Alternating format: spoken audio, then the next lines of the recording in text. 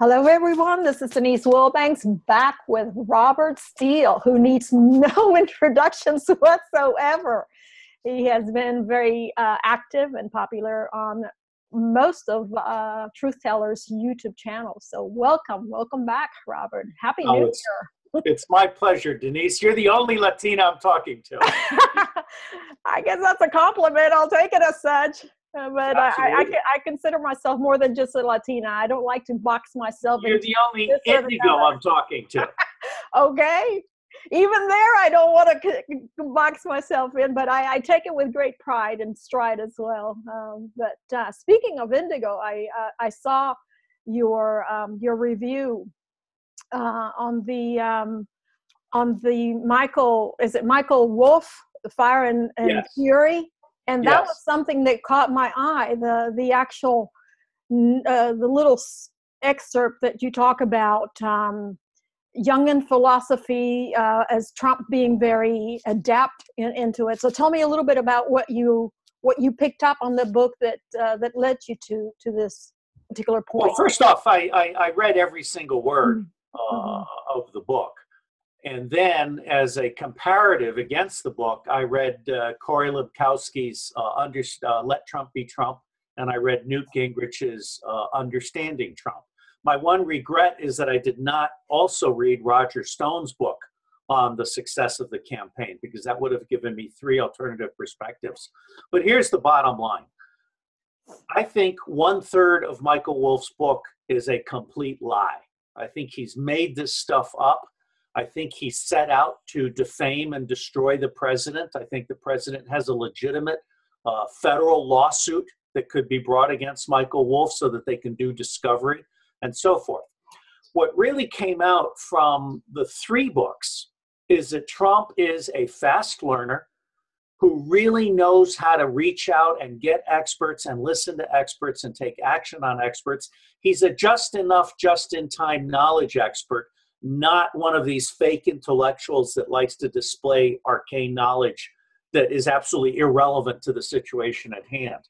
And somewhere in there, Bannon is reported to have said that Trump's belittling of the various other candidates was based on Jungian stereotypes or prototypes, and that Trump was in fact familiar with a much wider range of literature than most people imagine, to include particularly some of Jung's works. Yeah, absolutely. I've noticed that. Let's backtrack a little bit to where we started, you mentioning the word indigo. And I'm glad that you did, because I've also observed that into the archetype that Trump has displayed. His ability to, it almost seems as if he is internally multitasking with his. So this is a scary guy. Yeah. He's a very scary guy. And people who don't understand him are either frightened or angry. Absolutely. Absolutely. And, it's sad that they're frightened, because part of what he's displaying is what he calls his very stable genius. It's how he's able to play that 4D chess in real time. It's not a very studied thing. He just can fly by the seat of his pants. Let me tell you what it is. It's authentic. It's authentic, absolutely. Authentic is a word that Cynthia McKinney and I used a lot when we were campaigning in the RV. And I believe Donald Trump is authentic. And whatever warts he may have, he's for real. And what I see in this Washington scenario, including the fact that the government is probably going to be out of money today because the Democrats are trying to hold the country hostage for 800,000 people. And you and I are both Latinos, and we both know that all legal Latinos do not want special breaks for illegals. They're loyal American citizens who have earned their way. So the Democrats are holding the country hostage, over 800,000 people, who will, I believe, get a fair deal when the time comes, because everybody believes in being good to children. So I don't think that's going to be an issue. But the Democrats are being very bad. But what I'm seeing now in the Democratic misbehavior, as well as the Republican misbehavior, is this kind of flat business as usual. We do this because we can get away with it. And it's not very indigo. It's not very thoughtful. It's not very compassionate. It's not very holistic. No, absolutely. And proof of that is actually even today, while Fox is all over on the release the memo kind of narrative, CNN is still on the shithole. That's yesterday's Well, news. I gotta tell you, having worked in many shitholes as a CIA case officer and as a Marine Corps infantry officer, one of the points that I try to make to people is, as the former top Amazon reviewer, I just insisted that Amazon delete all of my reviews because they've lost their integrity in the review section. But one of the things I point out to people is the reason there are so many shitholes around the world is because the United States and the United Kingdom have been supporting dictators and supporting predatory capitalism and supporting the looting of countries by US and British banks. And so we created those shitholes. And one of the things that is lost in the nuances here is that Trump is on his way toward stopping the funding for dictators and stopping our foreign military engagements. He's taking down the deep state. Now, there are some troubling things. He's about to extend our entire nuclear arsenal. He's about to start a 50-year program that is pure insanity. And Chuck Spinney and others have written about this. I'm not sure where Trump is going. But the fact is, most of the world is a shithole, and a great deal of the United States is a shithole, from the inner cities on the eastern and western coasts to the rural, white, poor areas that we have destroyed. So let's call it what it is. Shitholes are shitholes. But the fact is, people are good people who have been trapped in bad systems. And that's one of the things I would like to help the president fix. Yeah, and it's a shame that we, there is, like you say, so much shithole, because my belief, or my impression of it, is that that's the narrative that has been, come down from top down. Basically, it's all about lack. No such thing as abundance. The abundance mentality does not exist. Basically, the deep state is looking for every opportunity to take Donald Trump down. Yeah. I mean, if you want, the shithole is the equivalent of Monica Lewinsky for this president. They're going to use it. But the fact is, he calls a spade a spade. Now, what I do believe is that we are on the verge of 10,000 indictments. And those 10,000 indictments really mean that there's 100,000 more across the 1% that have been put on notice. And this whole thing with Hawaii, which I think was a real missile, which was intercepted, and we can talk about that, that's all part of the deep state being in this massive panic. And I am a commissioner on a commission of inquiry, judicial commission of inquiry on human trafficking and child sex abuse. And I have helped nurture a book called Pedophilia and Empire, Satan, Sodomy, and the Deep State. The bottom line here is that for all of his flaws, Donald Trump is taking down the deep state and is taking down the pedophiles, and therefore they're terrified. They think nothing. Just like the Israelis thought nothing of attacking the USS Liberty, I believe this was actually an Israeli submarine launching a missile against Hawaii that was properly intercepted. God bless the loyal elements of the U.S. Navy that were successful in doing that. And I've been tracking the planes. There's someone on various people on Twitter that are tracking the planes. So I understand that you have a little bit of information about that. Well, let's do two parts here. Number one is I have seen stories that the U.S. Navy has been on massive alert across the East Coast. There are 9 separate U.S. Navy anti-submarine aircraft on 24/7 flying over the eastern coast. The good news is we have perfected the art of taking down ballistic missiles. U.S. Navy destroyers are equipped to take down ballistic missiles. I believe the secret space program also has electromagnetic pulse weapons that can take down ballistic missiles in an instant. Going back to Hawaii, I've heard from like 5 Hawaiians, one of whom had direct access to the Hawaii Emergency Management System. And he said there is no such thing as a button. He says the emergency management system is like a nuclear missile silo. There are multiple safeguards in place.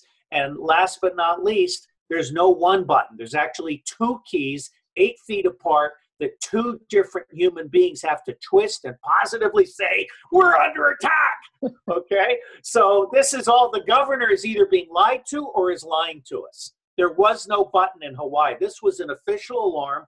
The other thing we've gotten is that the Pacific Command sent out a separate missile attack alert that was screened at college basketball games, completely separate from the Hawaiian alarm. So I believe that this is a reverse false flag. The mainstream media is in fact covering up a major atrocity, just like the US government covered up the USS Liberty attack by the Zionist Air Force and Navy back in the 60s. Well, mainstream media is complicit with all of deep state's activities, but what did you think about Huma, Hillary, and Bill being in Hawaii? Excellent alibi.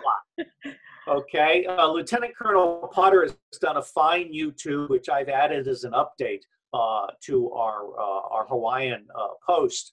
And essentially, Hawaii is over 500 miles long. So if the nuclear missile goes to the least important island at the northern tip of Hawaii, that does two things. It makes sure that nobody in Oahu gets killed, and the prevailing winds are blowing away from Oahu and up north, as Lieutenant Colonel Potter very nicely pointed out. So if I were Hillary Clinton and I were part of the deep state and I were part of an Israeli plot arranged by Chuck Schumer, who is an Israeli firster, then I would want to be on Oahu to make it look like I had nothing to do with it. Tell me about it. That's the webs we weave, huh? So where does the memo fit in all of this? Because there's actually two memos.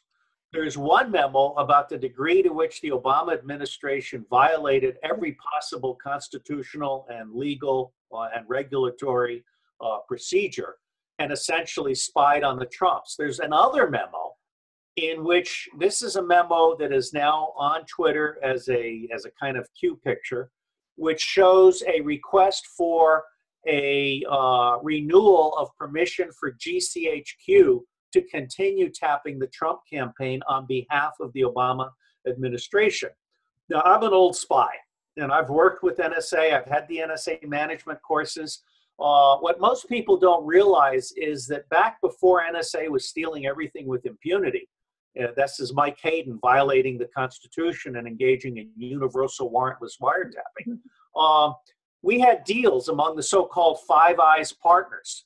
The British would spy on the Americans would spy on the Canadians would spy on the British, and then they'd share this stuff so that they could legitimately say, we're not spying on our own politicians. But the fact is, it's a system. It's a Five Eyes system, and NSA owns the whole thing, including GCHQ, which is subsidized by the American taxpayer. So this memo is an official GCHQ memo seeking 6-month or 90-day renewal to continue spying on the Trump campaign. You know, at some point in time, heads need to roll. And I agree with the president when he says that the Department of Justice and the Federal Bureau of Investigation are riddled with traitors who should be held accountable for treason. He's right. Absolutely. Absolutely. So what's your prediction on the traitors, McCabe, Comey, oh my God, the list, or what do you? Well, let me add Mueller. Mueller. Yeah. What people forget is that Mueller's primary job as director of the FBI in the aftermath of 9/11 was to destroy evidence and cover up the fact that Dick Cheney was the maestro for the entire 9/11 thing on behalf of his Zionist masters. Okay, so Dick Cheney is a whore for Israel, just like Chuck Schumer is a whore for Israel. And they have no loyalty whatsoever to the United States of America, the Constitution, or the citizens of this great country. I don't mean them ill. I'm a huge truth and reconciliation guy. I just want the public to understand these are the kinds of people we have in positions of authority. My best guess is that Trump has a 50-50 chance of taking down the deep state. From where I sit, Mike Pence and Herbert McMaster and Paul Ryan are our president's enemy. He is under attack from his own ranks. I had dinner with Roger Stone. I've been very lucky to become friends with Roger Stone and Judge Napolitano, who has my vote for the Supreme Court one day. He's a constitutional lawyer of the first caliber. And Roger and I were talking about whether Trump will survive. And one of the things that the president doesn't seem to understand, because I believe the president's information is being filtered, the president is, in fact, at his lowest approval rating, at the lowest approval rating in history for a first-year president. And people aren't telling him that. They're telling him that he's got 50 to 60% approval ratings. That's wrong. He's also not seeing that the Republican Party is going to implode in 2018. I believe the Democrats will take back the House and the Senate unless the president executes a trifecta. And Roger and I talked about how the president, when he announced the fake news awards, what he should have done at the same time was thrown the press out of the White House and repurposed that space into a Trump channel, a fireside chat studio, an open source agency, and a grand channel, a grand strategy conversation with America. I personally believe the president should be barnstorming the country, putting forward to the Americans the Election Reform Act, which is what Cynthia McKinney and I started with #Unrig. #Unrig should be the president's way of burying the two-party tyranny and creating a 70% base. This is the 70% that are excluded from politics today. If he has that 70% base, then we can elect a whole new Congress with a swing vote in 2018 that does ethical evidence-based decision-making. And the president can turn around and go to the public and say, should we nationalize the Federal Reserve? Should we legalize marijuana and hemp? Should we close all of our bases overseas? Should we stop spending so much money on contractors for defense? You know, I'm a military guy who believes in a strong defense. The Department of Defense today is a cesspool of waste. It is 60% of our disposable budget, and it cannot win wars. It is dishonest to the bone. You know, and I agree with you, and along with the, what do you call it, the theater or newsroom that you're proposing, I think the key for that to operate properly is a new Twitter-like platform. Yes. Because we call them trumpets. Because the problem is that Twitter is banning all of the communications back and forth between the president Twitter not only banned my friend Roger Stone, an alt-right white guy. In the same week, it banned an alt-left black woman who goes by the name Charlie Peach. She actually worked for Cynthia McKinney. And we're trying to get her together with Roger Stone so we can sue Twitter with a white guy and a black woman at the same time. There's an excellent suit against Twitter from a guy named Johnson. And I have posted that at my website where I have Roger Stone. People can just search for Roger Stone and Johnson Twitter. And essentially, Twitter passed itself off as the town hall, as the new town hall, where everybody could have their voice heard. And what, in fact, Twitter has been doing is censoring people, not only on the right, but also on the left, who challenge the official narrative. So Twitter is very much part of what I call Google Gestapo. Yeah, Project Veritas did an excellent job in exposing what Twitter is doing. And my understanding through the Q information or Q data dumps is, Jack is going to be bye-bye soon. And now how accurate, how... well, let me tell you, I think unless the president creates the open source agency, he's not going to get the Trump channel. His people don't know how to create a Trump channel. Yeah. I have mind is a two-way channel where the president can send out trumpets to every single voter who opts in. And we want nothing less than 150 million to opt in. And there are ways to entice them, to include having them appoint the president as their personal agent for debt jubilee, for debt renunciation, debt renegotiation. But a two-way Trump channel would allow the president to see a dashboard in which all emails and trumpets back from the people are voted up by different demographics, locations, and issues. So the president can literally see what the country is thinking on any given issue. This is actually 150 million times better than the crap that we get from polls. Polls are absolute garbage. My concept for a Trump channel puts the president in touch with every single beating heart in America. Yeah, I agree that trolls trolls are garbage too. You're thinking in Spanish.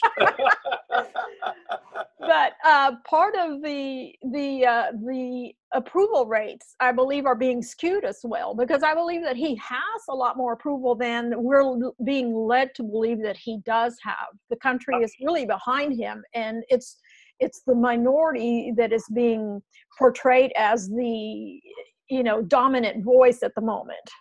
Well, I think there's something to both sides of that, but here's my bottom line. If the president does not get out and connect to the 70%, he needs to connect to his original base, the 26% that voted, or 27% that voted him in.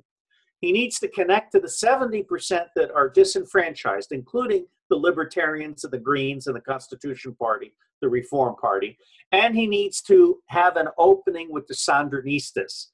Okay, and what I'm hearing is that the Sandinistas now realize that Bernie Sanders is a sheepdog that works for the Democratic Party. But the Sandinistas are legitimately concerned, largely young citizens who should be brought together with the older alt-right citizens who are equally concerned. So Trump has an opening here for being the first president who can use the internet, a post-Google internet, to actually mobilize and empower and be empowered by 150 million citizens, at which point he can tell Congress what to do. He's not seeing that, and that really troubles me. No, I agree, and I believe that that's part and parcel why the Q material has become so popular, because the people are hungry to serve him, to get behind him and really support him. And it's this sense of, okay, what do we do? What do we do? What do we do? We're just standing by the sideline, twiddling our thumbs, like, give us an assignment. Give us something that we can really sink our teeth in and support him. And that platform is just not there. I have to tell you, I'm a former Marine. And in fact, I was a second lieutenant with the current commandant of the Marine Corps. Bob Neller was a senior lieutenant. He was a year senior to me in Lima Company, 3rd Battalion, 4th Marines in Okinawa, Korea, the Philippines, and Japan. And I'm really worried now that the Marine Corps is betraying the president. I am not getting the sense that James Mattis is actually running the Department of Defense of, by, and for we the people. He seems to be running it of, by, and for the deep state. Now, it's possible that there are some deals here and the president has an understanding with Mattis and Kelly, and I certainly hope that's the case. But I did not like the way that Kelly disputed the president on the wall.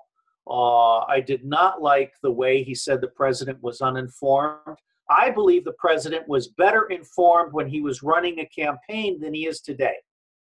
The secret intelligence community is lying to the president, misleading the president, and not giving the president 96% of what the president needs to know. And that number, 96%, comes from Marine Corps General Tony Zinni, who, as general in charge of the Central Command with 2 wars and 12 joint task forces, said he could never get more than 4% of what he needed to know from the secret intelligence community. So let me give you a short URL. This is what I would like Trump to do. It's 3 moves, and it's in tinyurl.com/Trump Triumph.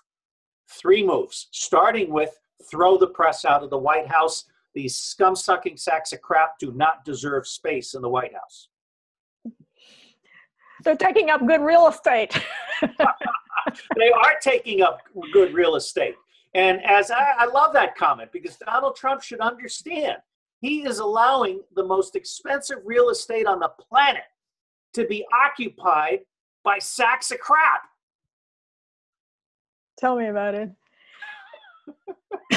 Echamos la mierda de allá.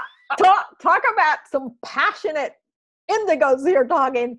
Let's go back to that topic a little bit, because I think passion is one of the things that got Donald Trump in the office, and rightfully so.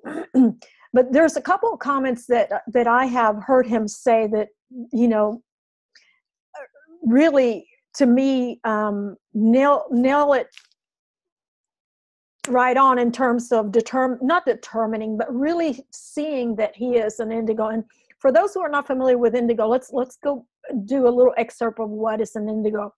An indigo is an archetype of an individual who is very persistent, very refuses authority or conventional authority, who is a dreamer in that can see ways out of the box, can see how to do things out of non-conventional standards. Non-linear. Non-lineal is they have we have a way to leap ahead.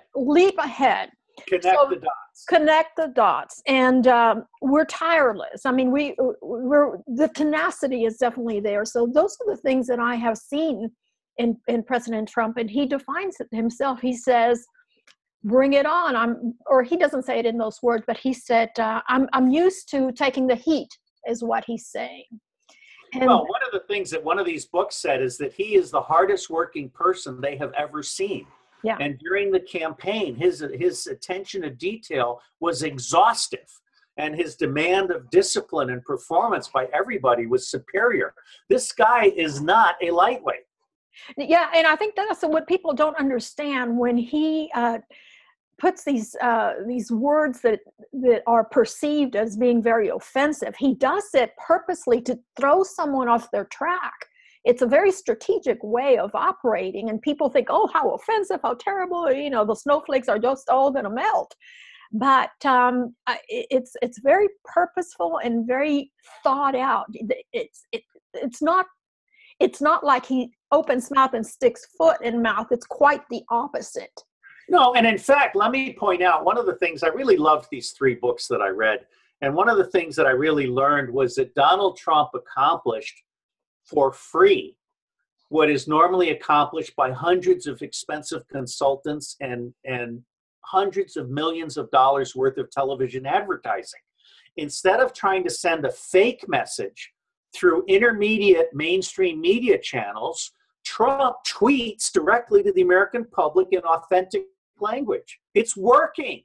What's not working is he's not seeing that he is going to lose the Congress in 2018. The Republican Party is lying to him. Everybody who is telling him that he's going to have a Republican majority in 2018 is full of crap. The president needs to go build his own movement and not count on the 2-party tyranny.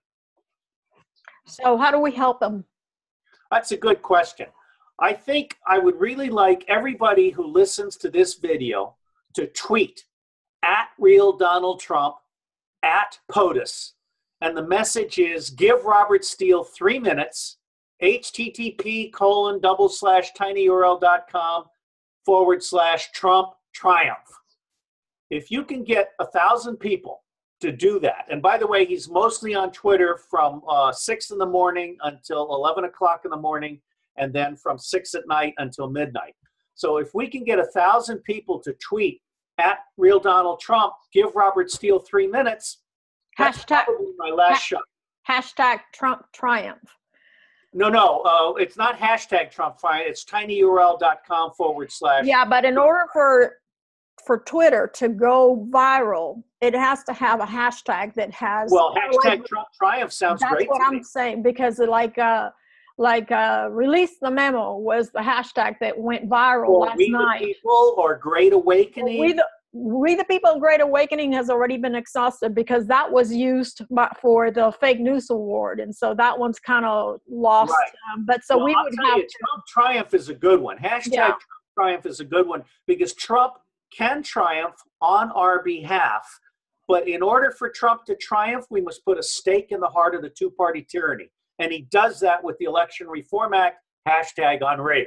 Right. So we would have to go still connect to #unrig. All right. So folks, Trump try, that's a mouthful. Trump try #unrig it is, and we'll see where we go from there.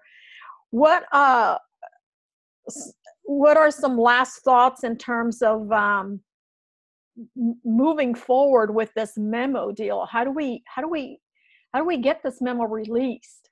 I mean, today it's all about the memo, and I haven't checked in with the news. What's going on? No, I've thought about this a lot, and I think that we, the people, do not have the power to make things happen in Washington. We just don't. All of our congressmen are corrupt to the bone. There isn't a single member of Congress, including Tabby Gifford from Hawaii, who is actually loyal to their constituents. They're all part of the two-party tyranny. We have one shot at fixing Washington, and that's #Trump triumph. We've got to get him to understand that there is a larger public out here that wants him to lead, but he can't lead from Washington. He can only lead from being out here with us.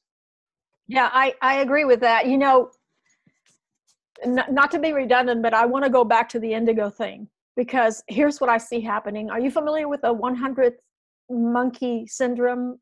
It's a conscious. No, but it reminds me of the U.S. Congress. The 100th monkey syndrome is where one learns and the others get it, and where the other, and basically by osmosis.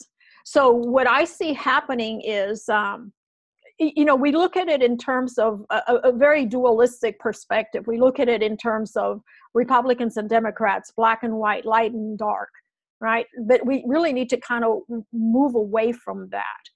And if you think in terms of, let me create a metaphor that might help everyone see it a little different. If you have, let's say, cowboys trying to round up the sheep, okay, and they're wanting to direct the sheep into a particular area. So let's call the deep state the cowboys, and let's call the rest of us the sheep.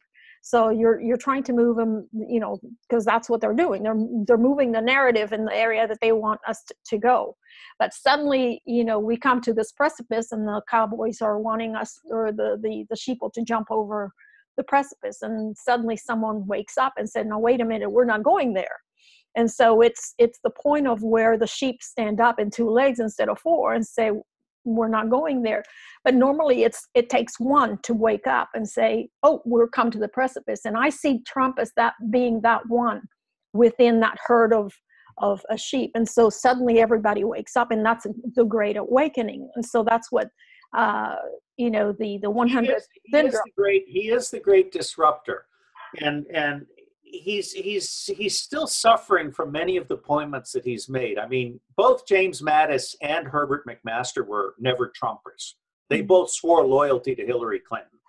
Now, I have the impression that Trump is capable of turning people and getting their loyalty and stuff like that. But all evidence is that Herbert McMaster is trying to get the president into two different wars, one in the Middle East, one with North Korea. This is just insane. What Trump has done very, very successfully is scared the hell out of the deep state. With help from me and William Binney and a few others, he's got all the names, all the data from the NSA data that was not processed until we pointed out that it was there. What he has not done is pivoted to connect with the 99%. Yeah.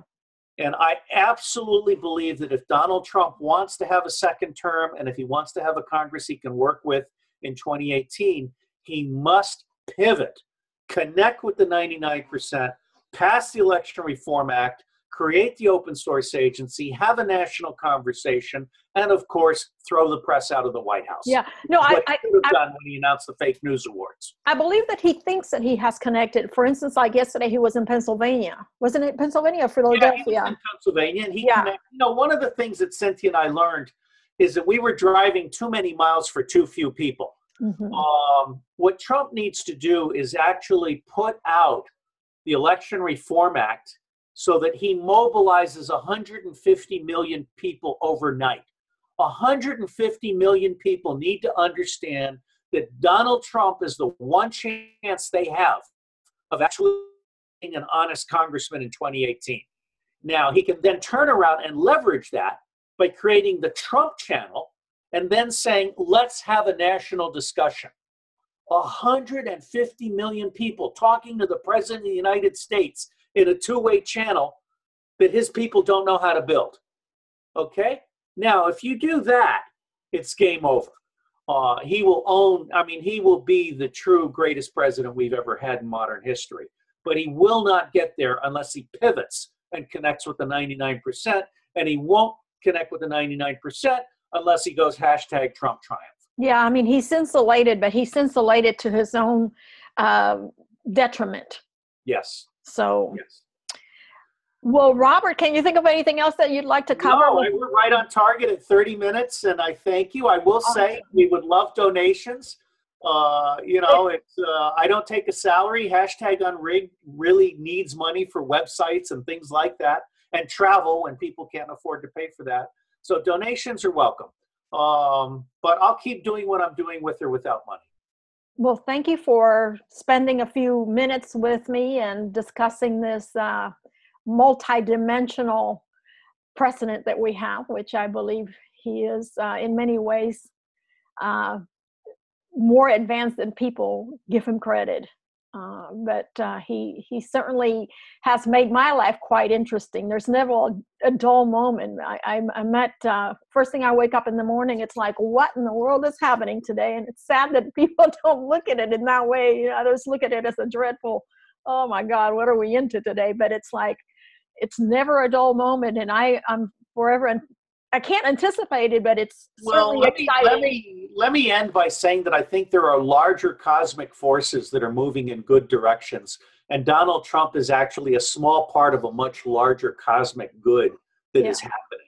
The deep state is dying in part at Donald Trump's hands, but it's also dying in part because its so-called cosmic allies have been defeated. Oh, absolutely. And energetically, we're all supporting that particular arena and movement towards that. And yes, manifesting the mind of good has defeated the mind of evil, and we're about to start 1,000 years of good. Absolutely, it's just a matter of time. So we shall endure. Live long and prosper. Thanks, Robert. Take care. All right. Bye-bye.